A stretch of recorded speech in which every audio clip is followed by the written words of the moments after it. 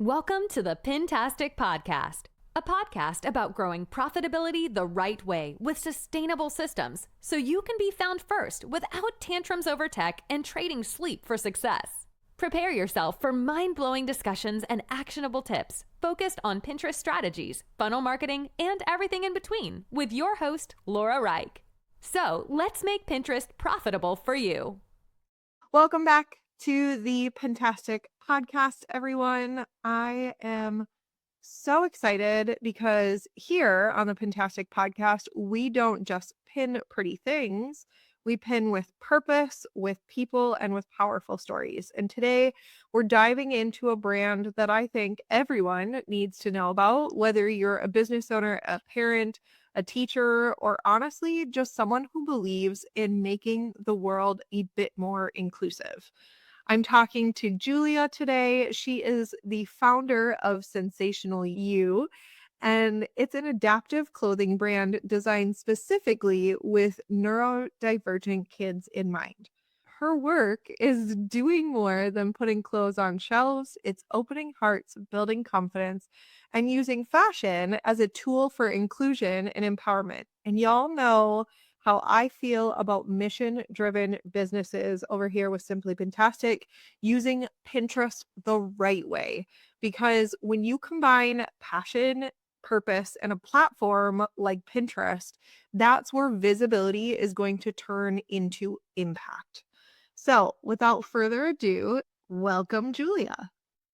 Thank you so much for having me. Yes, I'm so excited you are here. I gave a little bit of an intro, but why don't you just kind of give us a spotlight on your brand and how it all came about? Yeah, so I actually majored in fashion design, but ended up working in special education during the pandemic and was really able to see that my students needed a lot of tools and different clothing adaptations that just weren't available and they didn't have with them. And so I was able to combine my two passions to create a solution for them. So we have clothes that have built-in sensory tools like hoodies that help block sound without having to wear headphones and shirts that have compression without having to wrestle them into a vest throughout the day or built-in fidgets. So just a lot of adaptations that are right there in the clothing. So they always have what they need to be regulated, be able to learn and stay connected. That's absolutely amazing. I love that. We have kids here that will definitely love that in my family. So I'm super excited to be talking today about you, your brand, and Pinterest. Me too. Kind of give me a background. What do you know about Pinterest? Where are you at with your Pinterest journey? Let's just dive right into it. Yeah, so Pinterest is one of those that I always felt like I should be more into and just never got around to knowing how to use it really well. So it's one that I have up for the brand, but it's mostly connected just to my Instagram. And so the posts from Instagram get posted on Pinterest.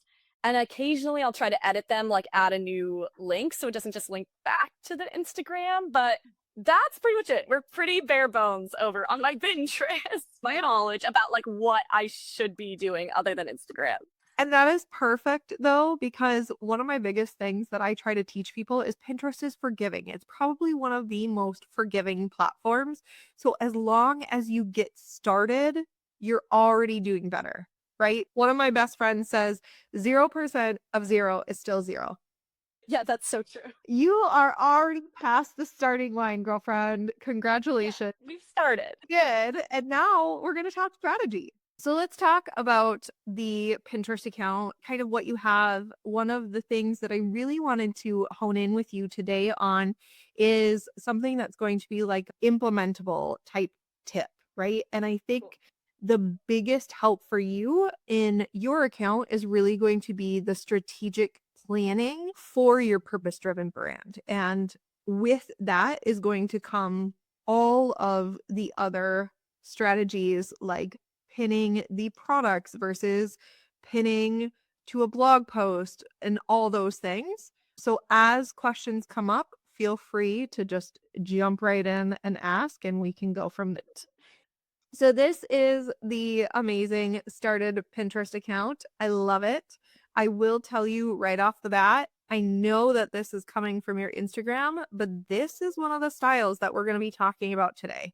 So this image video pin that you have right here is definitely something that we're going to dive into because I think this one specifically is amazing and definitely can be repurposed in a different way so that it's not just coming from Instagram to Pinterest, that there's like an intention for Pinterest use behind it.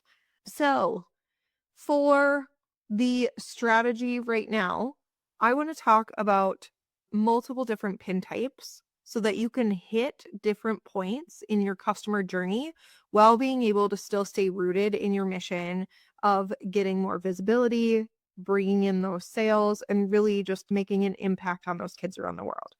When we are a product-based brand, when you only focus on product pins, you're speaking to the people who are ready to buy. And that's great, but there is also other opportunities to meet people where they're at in their journey to that purchasing of the product. So when you also create value-based content, build that trust and stay top of mind when they're searching for these things, then you're also helping them get to those product pins when they're ready to buy. That makes sense. So let's talk about the customer journey that you have for your brand right now. I know that you have the blog post resources area. I know that you have a ton of different products on the website. You have an FAQ. You've been featured different places on podcasts and other articles and things like that. So let's talk about those things. Have you created content online to lead to those things? Yeah, so social media is probably our biggest driver that leads to those things. So I'll end up posting about them too if there's something that like didn't naturally come from social media or doesn't have a post. But I'll definitely like post if a new blog post comes out and says, hey, like read more from our link in bio or click here to read more about it, just to like drive people over to those topics. But definitely our blog, I'd say, is the most value add that's like least related to our clothing. Like you could just search, like 7 vacation spots to take your autistic child, and our blog may come up separately. So the blog is probably like search driven also. Awesome. Where would you say your biggest conversion is happening right now? Is it Facebook? Is it email? Is it ads? Like, what do you have going for you right now in terms of where you bring in the most sales? Yeah, so Facebook is definitely number one. I'd say our email is probably secondary to social media, Facebook being the top social media account, but under social media definitely being email, because if they go to our website and sign up for our emails, we can retarget them. But most of the traffic to our website comes from social media. Awesome. And then you have resources that they can give their name and email for, or are there lead magnets that you have or anything like that? Both, yeah. So you can add your name and email in order to get like a dressing resource guide for tips and like a visual schedule to help your kids get dressed. And then there's also the pop-up like lead generator on our website. Perfect. Okay. So, all in all, what it sounds like is we have all different types of content. So, you have the awareness content, your blog posts, the places where you've been featured, social media posts, things like that. You have the consideration content, which is going to be where they give their name and email in exchange for something else. And then obviously the purchasing. Are you built on Shopify or a different type of platform for your sales?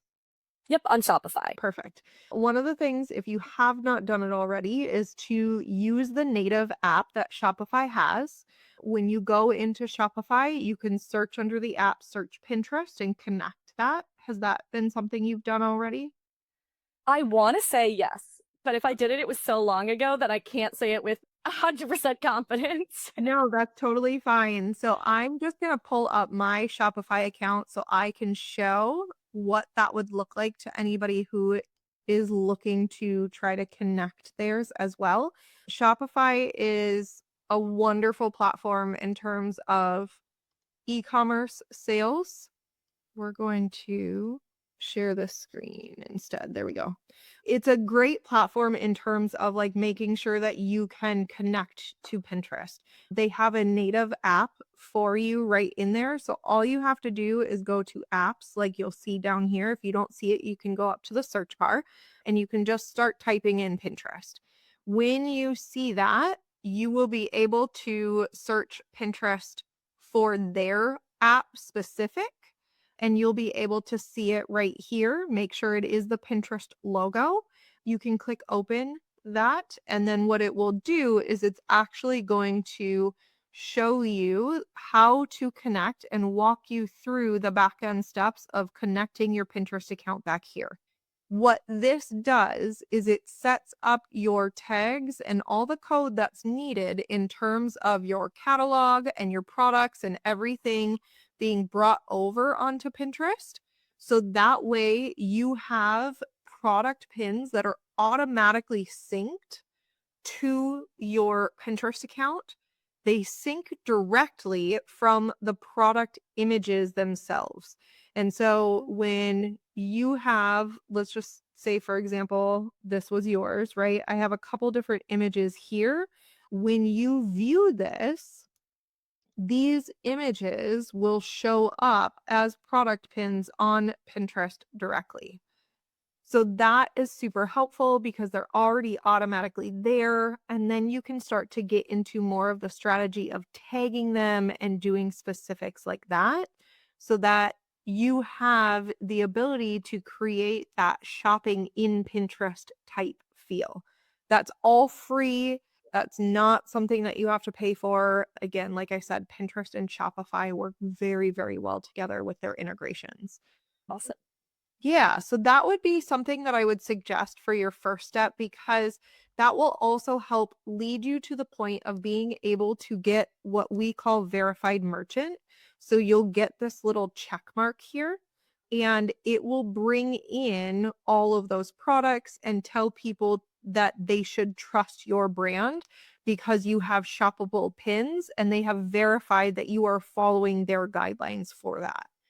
So that is something that definitely will be super helpful in the long run when it comes to more of the strategy side of things.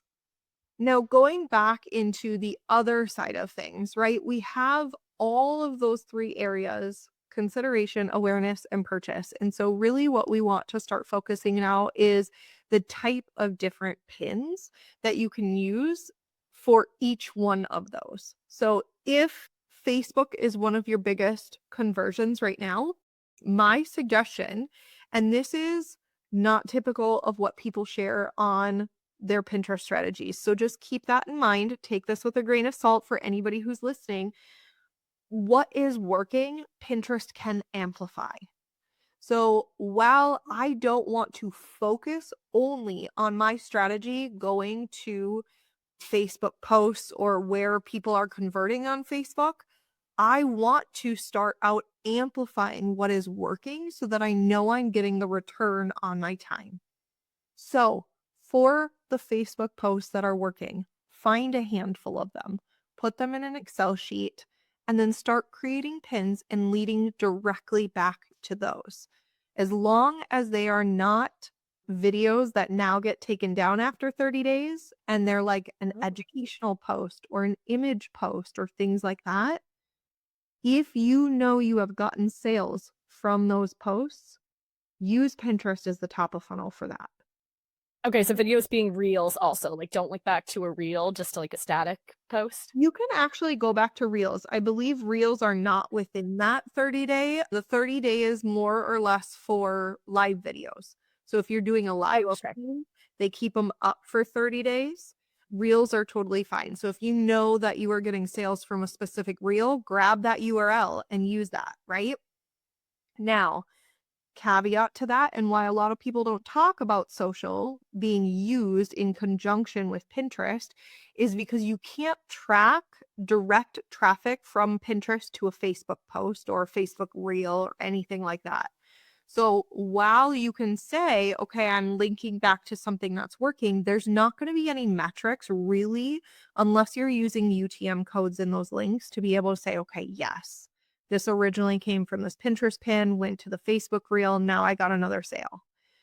So that's where then we take that next step. And let's talk about email list being the next one. So then you're going to want to create on the different types of pins that I'm about to talk about, but back to that lead magnet, that landing page. So for today, we can talk about that landing page for the dressing tips and visual schedule.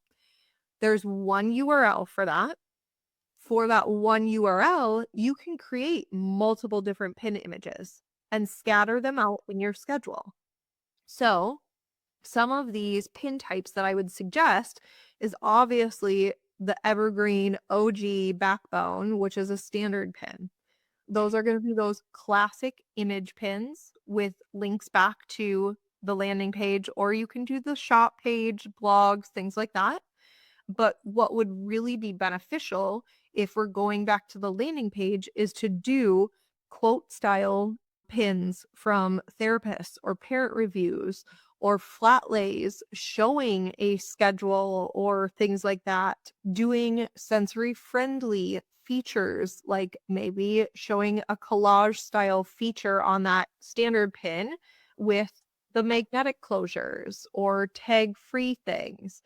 So when you are looking at doing the collage style pins or anything to make it that standard pin, we'll talk more about actual collage pins in a second. You want to make sure though it is hyper relevant to the landing page you're going to be sending them. So you want them to sign up by giving their name and email. So you want to focus on the visual schedule, the dressing tips, the kits, the call to action of a download for the free resource, things like that, and make sure that it highly matches where they're going to end up on that landing page, because you will get attached a relevancy score on the back end. We call it the Pinterest computer. So that is where in the code of Pinterest, they are checking those things. We want to make sure it's very aligned, right? Whether it's product imagery, whether it's, like I said, the reviews or that, call to action of download now and it's got the mock-up on there. Those are the things that are going to create that relevancy for the computer and the user. On a standard pin, you want to focus on consistency for your photo style. So you're going to focus on different keywords. When you go into your Pinterest account, the easiest way and my unbiased way to teach people if they should be on Pinterest in the beginning is just go up to that search bar. You can start typing in sensory and see what pulls up. Sensory activities, play, room, clothes, crafts, garden, all these different things, right? You can be under.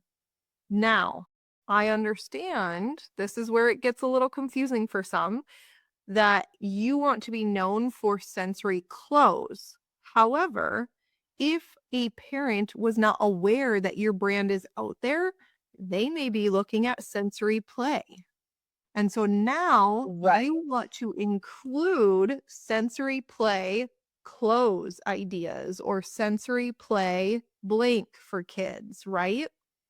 That way, then you can be shown in that area as well. Sensory play for toddlers, activities. So be very mindful of when you go in and you type in sensory clothes or clothing or things like that, that will still pull up and you will still be in the right area. However, someone might not know to search for sensory clothes. Which is honestly the biggest struggle of our brand, is like they don't know it exists because it's such a unique thing that the solution is there, but they don't know to look for it. Yes. And so that's why you have to think like the person and not the product.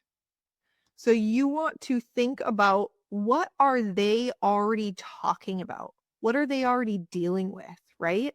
If the parent has someone or a teacher or whatever that's going to suggest this clothing has a child who has sensory differences, then they might not know to choose sensory clothes. They might be looking up as a teacher sensory activities because they know this kid needs something and they're Yeah. trying to serve that kid there. So that is something to be mindful of when you are creating these static pins, is play on all of the different phrases of where these different types of people are going to be searching and what that love language is that they're searching for, right? It could be sensory classroom, sensory play, sensory activities, like all these different things, but they don't know that your line is out there. And so should those words like sensory activity be in the image of the pin, like these titles, or in the actual like text title, or both, I guess? Like where does Pinterest look? Okay. Both. Yes. So Pinterest is actually going to visually search your pin. And so you want it on the pin. I tell people also, insider tip, you want to name the image file name with the pin title keywords that you're going to be doing. So if you're going to say sensory activities for kids, then that should be the pin name and the file name and on the pin and all the things. So that way, no matter the code, no matter the visual search, no matter the user, every aspect Right. that we're touching in this strategy plan is being handheld by the keywords we want to be found for. That makes sense. Yep. Awesome. Okay. Another one. I brought it up in the beginning, but I love that video pin that came from, I'm assuming, probably an Instagram reel, right? Yeah, exactly. So that's another thing for you, is really trying to show 5 to 15 seconds. And you could even take that longer reel and chop it up into quicker seconds, but showing how easy it is for the kid to put on the jacket, how soft the seams feel, how there's no tags, but there still shows where you get it from, right? Because that helps people see the products in real life, how they move, how they're solving that problem. It's especially powerful when they're on mobile because Pinterest is going to show that video pin in the feed for, again, those searches. So if someone's Right. been searching sensory activities and then you do a pin, video pin, showing how this helps this kid be more active because the hoodie is helping them kind of close in and not have to deal with all the sounds around them, Yep. that's going to be something that's That's going a to good be point. more helpful. Yes. Cool. Is there a length of video that's like Pinterest preferred? Is it like more of a GIF style or up to the 1 minute reel? Yeah, so you can do up to the 1 minute reel. I highly suggest keeping it short because on Pinterest, it's just like they're scrolling a feed. However, it's curated by their searches. So you're past the stall of, do I need this or will this help me? Because they're already looking for that, but you still have that short time to capture their attention. So I typically see the sweet spot between 10 and 20 seconds. I don't typically do too much longer than 20 to 30 seconds just because. However, again, if I'm repurposing a reel, then it's just easy to grab that and bring that over. You still can do that. That's not a problem. It will still work great. But also take that one reel and chop it up into 4 other Chop it into little pieces. Right. Yeah. The way that we take a reel and make it a video pin is by making sure that there's either a text overlay at the beginning for the first few seconds, or we will have an image when we have uploaded the video pin to Pinterest. And so I'll show you what I mean by that. When we are in Pinterest and we're going to upload a new pin, so I could go here and say pin. If you have videos, you upload a video. This is going to be really funny, but hey, it's great because it's my branding, right? Marvel characters. But you see down here at the bottom now, it says cover image. So you can scroll over this any point you want and make it that beginning image. Now, if the first 5 seconds or even 3 seconds has a title overlay right here, that can be what's captured. If not, and you don't want to alter this video, you just upload an image that would be then on top of this video pin. And then you can choose that to be the specific image. It's not the same dimensions because I don't have this ready to go, but you get what I'm saying. Like, Yeah. the image with title text overlay. So then when you're scrolling, because see how we have captions here, Yep. it doesn't pick it up. Whereas if you had like this for the pin image, then you can use that on top of the video. Now that will be what's actually visually searched, which they call explore now, so that they search the whole pin image like this. And now you can see everything pull up about pin descriptions down here. Oh, very cool. Yes. So that is going to be a very important thing when you're repurposing, because you want to make sure that you are focused on that keyword visual search in every aspect of that video. And it's not just coming straight from Instagram going to Pinterest. Right. Yeah, absolutely. I didn't know you could do that. Other ideas that you can do with video pins too, you can do a before and after, right? Like what it's like, how easy it could be. 3 things parents love, a time lapse of a morning routine, or being in a classroom, maybe. Right. Also, keeping in mind, not everybody has the ability to have models, which is totally fine. What you can do in Canva or places like Placeit or things like that is you can also upload your products onto a model. And so then you can use different models and you can choose in like places like Placeit, you can say mockups. And then when you choose mockups, you can say kid sweatshirt. Now you're going to have all these different images and videos of sweatshirts. You can upload your own sweatshirt into there. You can do video, you can do like outdoor sports, like whatever, and it will bring up different things for you. So that can also be super helpful in terms of making sure that you have enough to be able to put all of those mock-ups, videos, and everything together for you. And Pinterest doesn't care about using AI or like AI images. That doesn't get like flagged. I love that. So here is the deal. Pinterest does have code in there to check if it is an AI generated image. But the only reason I see it being an issue is if you had it created in like ChatGPT and then you take it from straight from ChatGPT and upload it to Pinterest. Now, if you go into a mock-up place or even like Pixabay, and then you grab a stock photo and you bring it into Canva and make a little edit, or you do a background image in ChatGPT and then you download it and put it into Canva and make an edit, that's still altering it. So you will not be hindered for using something like that. Just don't have ChatGPT directly create it and then Right. directly place it. And put it in there. Right. Yeah. Okay. That's good to know. Yeah, for sure. So those are all great ways to be able to create that video pin, be able to show the difference on that.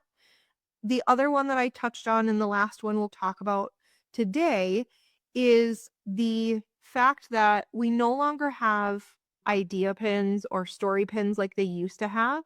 So you can still upload multiple images and create a carousel pin. But what I think is even better and a little bit more fun is natively in the Pinterest app, you can actually go in and create collage pins. So when you are in the app, when you've connected your catalog, it pulls in all those product pins. You can start to create collages from those. And then each image that you put on there is clickable back to that one product. So you could do a collage montage of a couple different products. You could have a couple different layouts. You can also create your own collages from other pins you've created and pull in different aspects of it.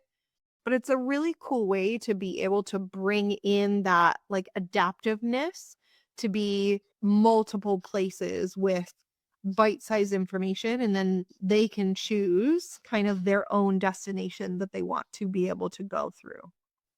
Yeah, I love that. Awesome. Now, for everybody who's listening and thinking, okay, Laura, this sounds amazing, but I don't even know where to start with pin planning like this, I've got you.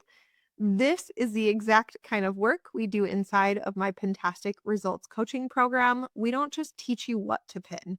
We help you build an entire content strategy rooted in the awareness, your mission, your audience's needs, and the long-term vision that you have for your brand. So whether you're a product-based business like Julia, or a coach or service provider, Pinterest can help you grow sustainably without having to chase all of the trends all the time.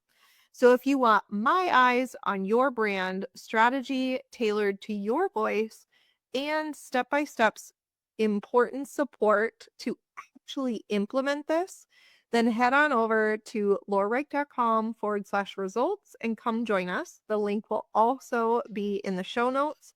Doors are open regularly, but if you come in now, you will be able to get in for a limited time deal, and you will be blown away by what a focused Pinterest plan can do for your revenue and reach.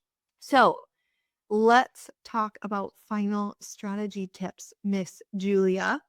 Are you ready? Yes, absolutely. Awesome. All right. So we talked about standard pins, video pins, educational style pins, or collage pins. This is really going to be able to help the growth awareness, the trust, that emotional connection, while also driving traffic to your email list growth on that landing page, your shop products, things like that.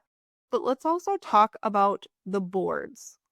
One of the things I want as like a bonus end all be all tip for you is make sure that your boards are very, very focused on the keywords and the categories for parents and therapists and teachers, not just for the products. So, like we talked about for the keywords, they might not know sensory clothing. So, you're going to talk about sensory activities.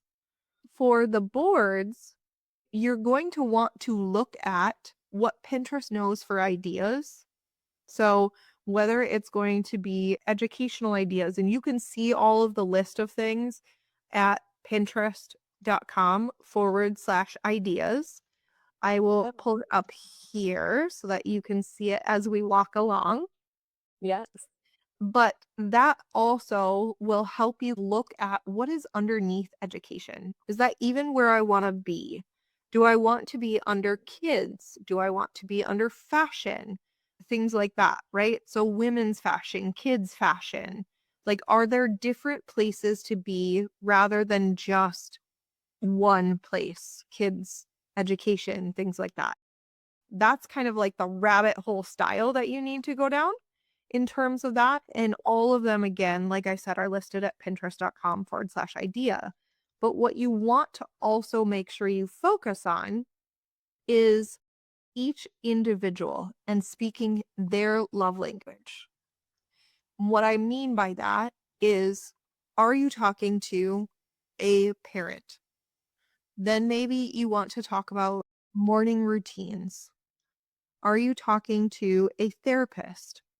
Then maybe you want to talk about ways to help your families understand sensory sensitivities and dressing ideas. Right. Maybe it's books and resources for teachers. So there's not going to just be sensory activities, sensory sensitivities, clothing tips. There's going to be multiple different places so that you can save those pins for, say, the landing page to each of those boards as well. So the same pin can be saved to multiple boards. You don't have to like make it again. Oh, okay, really cool. Yes. So that one reel that you had, you could take that and save it to other boards as long as it's relevant.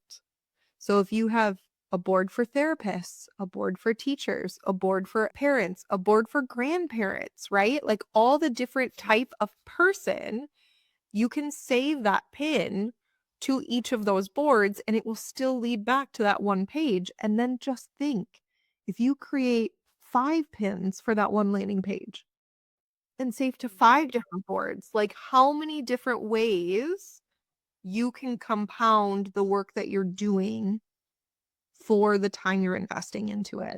Yeah. Very cool. Okay, yeah, I had no idea you could do that. That's really awesome. Awesome.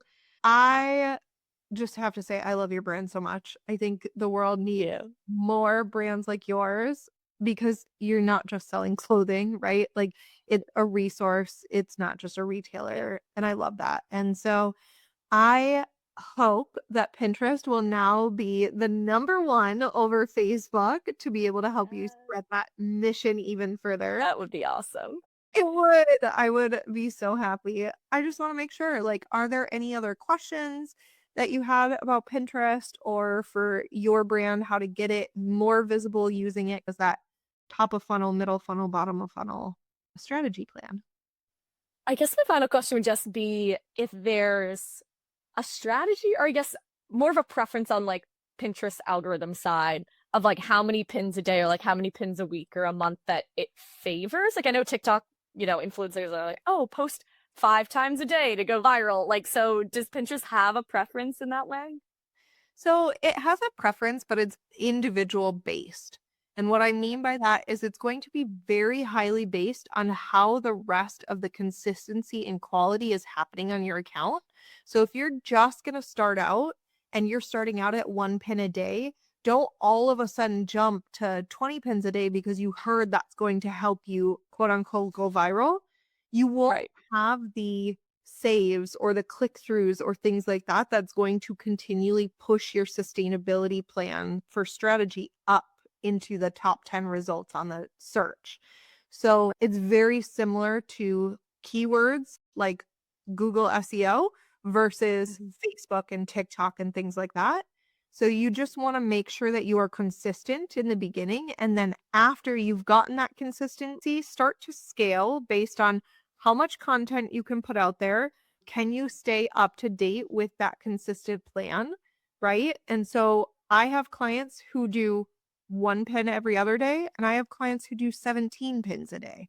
So it really just depends on what kind of content you have, how many images you can create, what is the search volume for what you're trying to be showing up for, and things like that. And you'll start to see your sweet spot in the analytics. You're going to look at like, are my impressions growing, but my outbound clicks aren't?